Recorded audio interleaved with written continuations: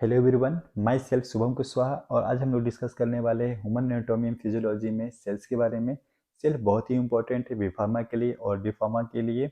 ये हर साल एग्जाम में लॉन्ग और शॉर्ट में दोनों पूछा जाता है। एग्जाम में 7 नंबर और 10 नंबर में पूछा जाता है स्ट्रक्चर के साथ। और आज हम लोग इसी के बारे में डिस्कस करने वाले हैं। सबसे पहले अगर हम लोग सेल की इंट्रोडक्शन की बात करें तो cell was first discovered by the Robert Hooke in 1665 but this was a dead cell. सबसे पहले रॉबर्ट हुक ने 1665 में सेल की डिस्कवरी की थी, बट वो क्या था, एक डेड सेल था। The first living cell was discovered by Antonie van Leeuwenhoek in 1674। 1674 में एंटनी वॉन लीवेन हुक ने क्या किया था, एक जीवित सेल की डिस्कवरी की थी। एंटनी वॉन लीवेन हुक को फादर ऑफ माइक्रोबायोलॉजी भी कहा जाता है। The branch of science which deals with the study of cells is called as cytology. Cell के अध्ययन को हम लोग साइटोलॉजी कहते हैं। Cells are the smallest living subunit of the multicellular organism such as human being. Human being में cell क्या होता है, एक सबसे smallest living subunit होती है। There are two main types of cells, prokaryotic cells and eukaryotic cells. Basically cells क्या होते हैं, दो टाइप्स के होते हैं। प्रोकैरियोटिक सेल्स बेसिकली क्या होते हैं, यूनिसेलुलर्स होते हैं, मतलब सिंगल सेल्स होते हैं। और यूकैरियोटिक सेल्स क्या होते हैं, यूनिसेलुलर और मल्टीसेलुलर दोनों होते हैं। The smallest cell in the human body is sperm cell. Cell सबसे स्मॉलेस्ट सेल क्या होती है ह्यूमन बॉडी में, स्पर्म सेल होती है, जो बेसिकली क्या होती है, मेल्स में प्रेजेंट होती है। Ovum cell is the largest cell in the human body. और ओवम सेल क्या होती है, सबसे लार्जेस्ट सेल होती है ह्यूमन बॉडी में, जो बेसिकली क्या होती है, फीमेल्स में प्रेजेंट होती है। अगर हम लोग सेल्स के डिफिनेशन की बात करें तो cell is the basic structural and functional unit of life. मतलब सेल क्या होती है, एक बिना सेल क्या करती है, एक लाइफ की शुरुआत ही सेल से होती है। और ये क्या करती है, लाइफ एक बॉडी को एक क्या करती है, स्ट्रक्चर प्रोवाइड कराती है। और बहुत सारे ऑर्गन्स क्या करते हैं, सेल्स के क्या करते हैं, सेल की वजह से क्या करते हैं, फंक्शन परफॉर्म करते हैं। सेल इन द बॉडी में बी मल्टी न्यूक्लिएटेड, ए न्यूक्लिएटेड और यूनिन्यूक्लिएटेड। हमारे बॉडी में सेल्स क्या हो सकते हैं, या ह्यूमन बीइंग में या फिर एनिमल्स में या फिर जो भी मल्टी सेलुलर्स हैं उनमें सेल्स इसके 3 टाइप्स के हो सकते हैं। पहला मल्टी न्यूक्लिएटेड, मतलब मोर देन वन न्यूक्लियस। क्या हो सकते हैं, एक से ज़्यादा न्यूक्लियस एक सेल के अंदर प्रेजेंट हो सकते हैं। या फिर क्या हो सकते हैं, ये ए न्यूक्लिएटेड हो सकते हैं, मतलब विदाउट न्यूक्लियस। मतलब कुछ सेल्स ऐसे भी हो सकते हैं जो कि क्या हो, बिना न्यूक्लियस के। जैसे अगर हम लोग ह्यूमन बॉडी की बात किया जाए तो ह्यूमन बॉडी में आरबीसी जो होता है क्या होता है, विदाउट न्यूक्लियस होता है। अगर हम लोग यूनिन्यूक्लिएटेड की बात करें तो मतलब सिंगल न्यूक्लियस। मतलब कुछ सेल्स ऐसे भी हैं जिनके पास क्या होता है, सिंगल न्यूक्लियस होता है। Cell are the basic building blocks of the all living things. जितनी भी लिविंग थिंग्स हैं उनमें क्या होता है, सेल्स क्या होता है कि बेसिक बिल्डिंग ब्लॉक्स का काम करता है। They provide structure. सेल क्या करता है, किसी भी लिविंग थिंग्स को क्या करता है, स्ट्रक्चर प्रोवाइड कराता है। Take nutrient from the food. ये क्या करता है, फूड से क्या करता है, न्यूट्रेंट को लेता है और कन्वर्ट दोस न्यूट्रेंट इनटू एनर्जी। और उसी न्यूट्रेंट को, जो फूड से उसने न्यूट्रेंट को निकाला, उसी न्यूट्रेंट को लेके क्या करता है, एनर्जी में क्या करता है, कन्वर्ट करता है। और उसी से क्या करता है, carry out the specialised function. और क्या करता है, वो स्पेशलाइज्ड फंक्शन को क्या करता है, परफॉर्म करता है। हमने बात किया था कि सेल क्या होते हैं, basic structural function unit of life होते हैं।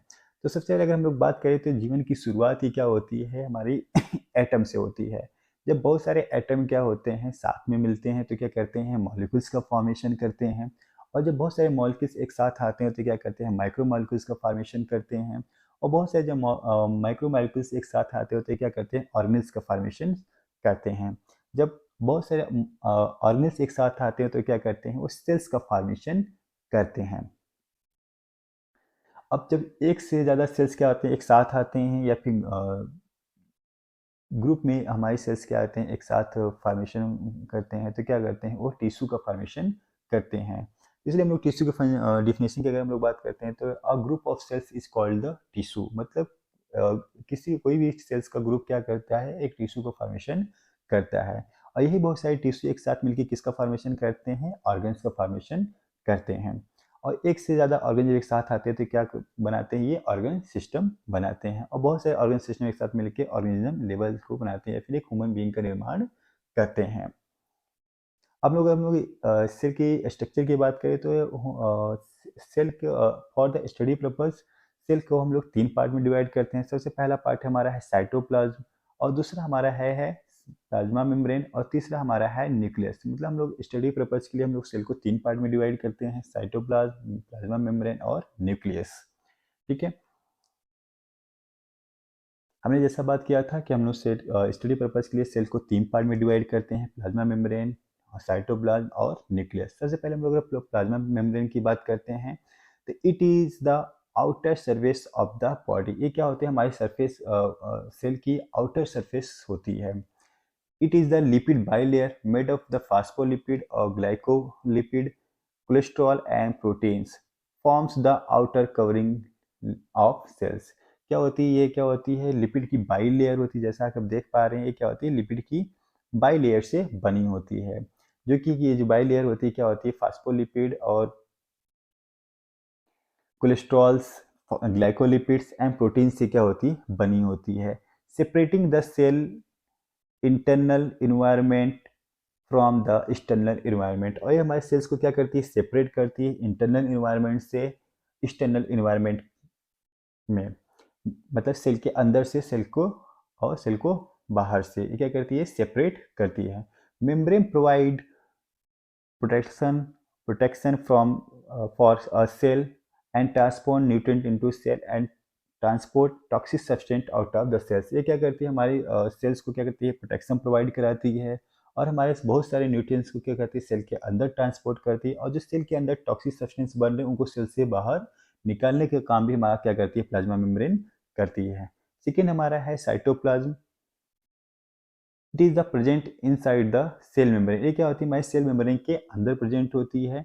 It is consist of the all cellular component inside of the plasma membrane. ये क्या करती है, बहुत सारे सेलुलर कंपोनेंट्स को क्या करती है, सेल प्लाज्मा मेम्ब्रेन के अंदर क्या करती है, कंटेन करती है। एंड न्यूक्लियस, और क्या होती है, न्यूक्लियस भी हमारा क्या होता है, प्लाज्मा मेम्ब्रेन के अंदर प्रेजेंट होता है। It has two component, cytosol and cell organelles. हमारा बेसिकली क्या होता है, साइटोप्लाज्म क्या होता है, दो पार्ट में डिवाइड होता है, साइटोसॉल और सेल ऑर्गेनेल्स। साइटोसॉल्स हमारे क्या होता है, लिक्विड पार्ट होता है, और हमारे जो सेल ऑर्गेन्स होते हैं क्या होते हैं, सॉलिड पार्ट्स होते हैं, जिसमें क्या होते हैं, हमारे बहुत सारे सेल ऑर्गेन्स प्रेजेंट होते हैं, like nucleus, centrosomes, mitochondria, endoplasmic reticulum और ईटीसी। थर्ड हमारा है nucleus. It is the largest structure present almost centre of cell. हर सेल के अंदर क्या होता है, जो लार्जेस्ट एरिया कंटेन करता है वो हमारा है nucleus. Within the nucleus is chromosome, a single molecule of DNA associated with the several proteins, contain thousand hereditary unit called genes that control all aspects of cellular functions। इसलिए जो nucleus होता है वो हमारे क्या करता है, जेनेटिक इन्फॉर्मेशन को कैरी करता है, जो कि हमारी सेल डिवीजन के लिए क्या होता है, रिस्पॉन्सिबल्स होते हैं, और बहुत सारी इन्फॉर्मेशन क्या करता है, ये कंटेन करता है।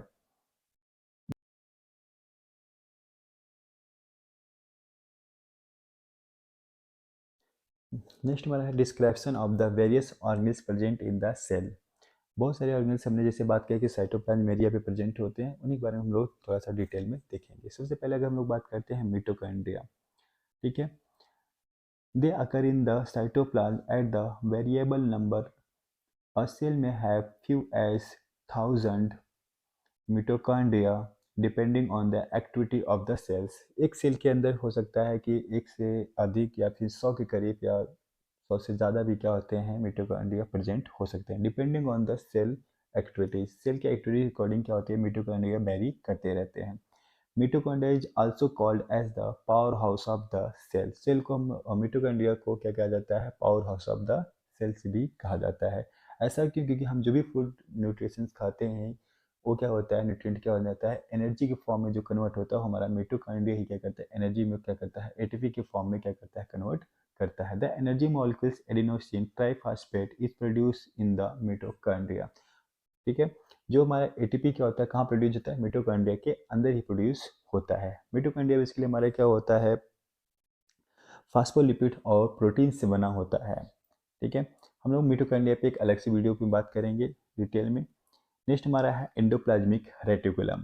ठीक है, it is the most intensive cell organs present in the cytoplasm. ठीक है, basically it is two types. First हमारा है रफ एंडोप्लाज्मिक रेटिकुलम, सेकेंड हमारा है smooth endoplasmic reticulum. Rough endoplasmic reticulum contain ribosome. The ribosome are the site protein synthesis.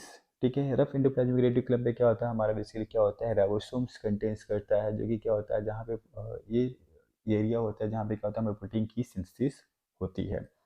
Next हमारा है smooth endoplasmic reticulum. Smooth endoplasmic reticulum they do not contain ribosome. ये क्या होते हैं, ribosome को contain नहीं करते हैं। This type of endoplasmic reticulum is concerned with the fatty acid and steroids, basically estrogens and testosterone. They also store and release calcium। ये क्या करते हैं, कैल्शियम की रिलीज और स्टोर के लिए भी क्या करते हैं, रिस्पॉन्सिबल होते हैं। नेक्स्ट हमारा है lysosomes. They are small spherical oval bodies. ये क्या होते हैं, लाइसोसोम बेसिकली क्या होते हैं, ओवल शेप में होते हैं, गोलाकार क्या होते हैं, ये होते हैं। They vary in number and contain variety of hydrolytic enzymes. ठीक है, ये क्या होते हैं, एक सेल के अंदर वेरी करते रहते हैं। ठीक है, सेल के एक्टिविटी के अकॉर्डिंग क्या करते हैं, इनकी संख्या कम बेसी होती रहती है। और ये क्या करते हैं, बहुत सारे वेराइटी के हाइड्रोलाइटिक एंजाइम्स को क्या करते हैं, content commonly called as lysozymes. इनको हम लोग इसलिए क्या कहते हैं, लाइसोजाइम्स के नाम से भी जानते हैं। The lysozymes break down the bacteria engulf by the cell. ये क्या करते हैं, बहुत सारे जो बैक्टीरिया हमारे सेल के अंदर इंटर करते हैं, उनको क्या करते हैं, इनगोल्फ कर जाते हैं, मतलब उनको निकल जाते हैं।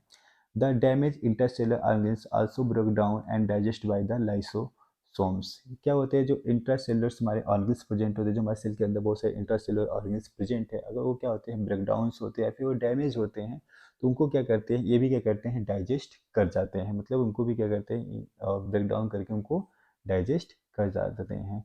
Lysosomes are also called as suicidal bag. हमारे लाइसोसोम्स को क्या किया जाता है, सुसाइडल बैग भी कहा जाता है। ऐसा क्यों, अगर जो सेल, जिस सेल के अंदर ये प्रेजेंट हैं, अगर उस सेल में क्या होता है, कोई इन्फ्लेमेशन होती है या फिर क्या होती है, कोई उसमें सेल हमारा डैमेज हो जाता है, तो क्या होता है, ये क्या करते हैं, सेल को क्या करते हैं, ब्रस्ट कर देते हैं, बेसिकली क्या करते हैं, एक तरीके से इनको ब्रेक कर देते हैं और क्या करते हैं, उन्हीं सेल्स को क्या करते हैं, ये क्या करते हैं, इनगोल्फ कर जाते हैं। मतलब ये खुद को क्या करते हैं, जिसमें भी प्रेजेंट होते हैं उनको भी क्या करते हैं, उस सेल्स को भी क्या करते हैं, डाइजेस्ट या इनगोल्फ कर जाते हैं। इसलिए इनको क्या कहा जाता है, सुसाइडल बैग भी कहा जाता है।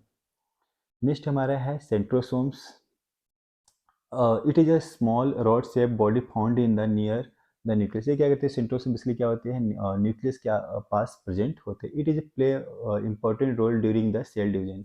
इनका रोल क्या होता है, सेल डिवीजन के टाइम, जब हमारे एक सेल्स क्या होती है, दो सेल्स में क्या होती है, डिवाइड हो रही होती है, उनमें इस टाइम पे क्या होता है, इनकी बहुत इंपॉर्टेंट रोल होती है। नेक्स्ट हमारे यहाँ गल्गी apparatus. Next, it is the cup-shaped structure contain vesicles. It's situated between the nucleus and apex of the cell.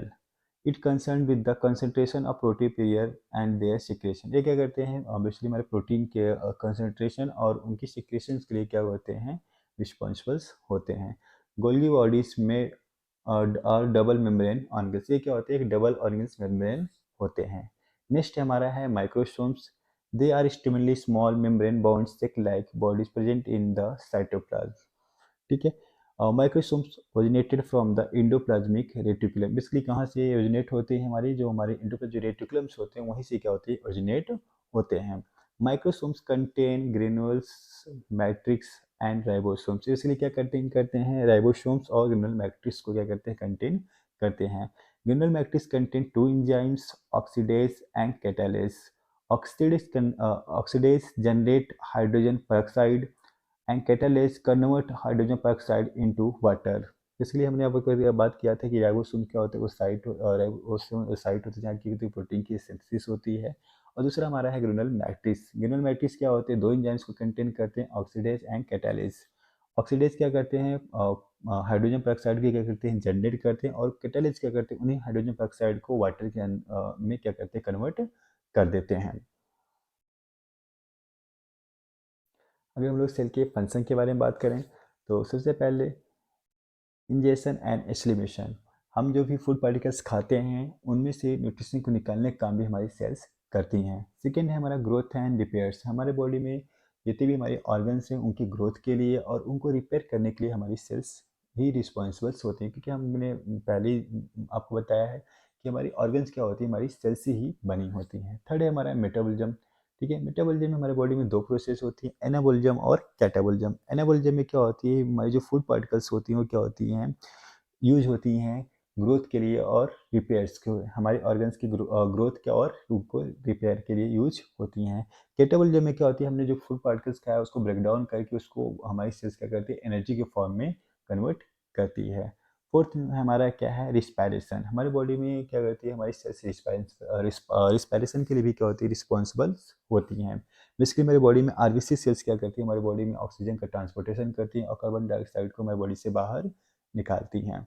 Next हमारा एसिकेशन। हमारी बॉडी में क्या होती है, बहुत सारे वेस्ट मटेरियल्स भी बनते हैं, उनको निकालने के लिए भी क्या करते हैं, हमारे बहुत सारे सेल्स क्या करते हैं, रिस्पॉन्सिबल होती है। जैसे कि हमारी बॉडी में किडनी और लंग्स हमारी क्या होती हैं, मेजर पार्ट्स होते हैं जो कि कहते हैं वेस्ट मटेरियल को बॉडी से बाहर निकालते हैं।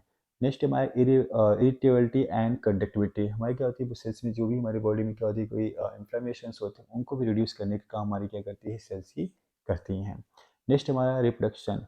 रिप्रोडक्शन में हमारी क्या होती है कि जो हमारी सेल्स होती है क्या होती है, एक ऑप्टिमम साइज तक क्या होती है, ग्रोथ होती है। उसके बाद क्या होती है, हमारी सेल्स क्या होती है, डिवाइड हो जाती है डॉटर सेल्स में। ठीक है। बेसिकली इसमें क्या होती है, दो प्रोसेस होती है, मिटोसिस एंड मायोसिस। मिटोसिस में क्या होती है, हमारी सेल्स क्या होती है, एक पेरेंट सेल से दो डॉटर सेल्स में क्या होती है, डिवाइड हो जाती है। ये दोनों ही क्या होती हैं, हमारी आइडेंटिकल सेल्स होती हैं। सेकेंड हमारी प्रोसेस होती है मियोसिस। मियोसिस में हमारी क्या होती है, एक पेरेंट सेल से हमारे चार डॉटर सेल्स बनते हैं, बट चारों ही क्या होते हैं, नॉन आइडेंटिकल्स होते हैं। ठीक है। तो इसमें दो प्रोसेस होती हैं, मिटोसिस और मायोसिस। मियोसिस में क्या होता है, हमारे एक पेरेंट सेल से दो डॉटर सेल्स बन जाते हैं, दोनों ही क्या हो देते हैं, आइडेंटिकल्स होते हैं। और मियोसिस में क्या होता है, एक पेरेंट सेल से चार डॉटर सेल्स बनते हैं और चारों ही क्या होते हैं, नॉन आइडेंटिकल्स होते हैं। तो आज हम लोगों ने डिस्कस किया सेल्स के बारे में। आई होप आप लोग को अच्छा लगा होगा। अगर अच्छा लगा होगा तो आप लोग हमारे चैनल को सब्सक्राइब जरूर करिएगा और कमेंट करना ना भूलिएगा। हम ऐसी वीडियोज़ आपके लिए लाते रहेंगे। Thank you.